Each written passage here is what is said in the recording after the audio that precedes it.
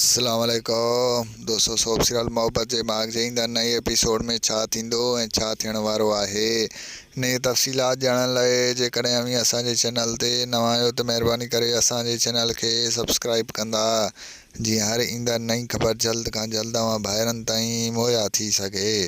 दोस्तों हाणे हलूं था ड्रामे जी तफ़सीलात जी तरफ़।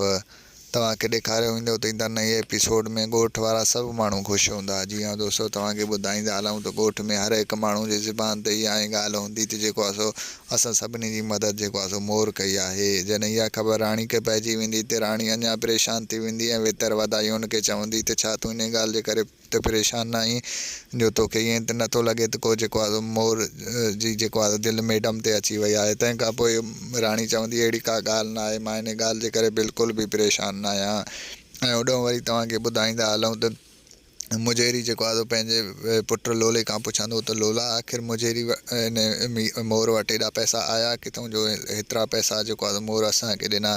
तंहिं खां पोइ लोलो पंहिंजी ॻाल्हि खे बयानु कंदे चवंदो त उन सां मुखातिबु थींदो ऐं उनखे चवंदो त जेको आहे सो बाबा मूंखे त लॻे थो इहा जेका मैडम आहे उहा जेको आहे सो मोर ते आशिक़ थी पई आहे, यानी हुनजी दिलि अची वई आहे। तंहिं खां पोइ मुजेरी बि इन ॻाल्हि ते थोरो घणो ध्यानु ॾींदो।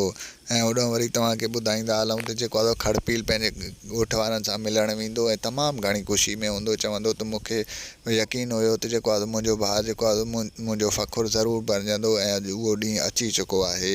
ऐं होॾो वरी तव्हांखे ॿुधाईंदा हलूं त ऑफिसर कमीनो पंहिंजनि चालनि में कामयाबु थियण लाइ हाणे जेको आहे पंहिंजा क़दम अॻिते वधाईंदो ऐं जेको आहे तव्हांखे ॿुधाईंदा हलूं त मोर सां जेको आहे हाणे सनी सां पेश ईंदो ऐं मोर जी सनी करण जी कोशिशि कंदो जीअं मां हुनजी दिलि खटे सघां।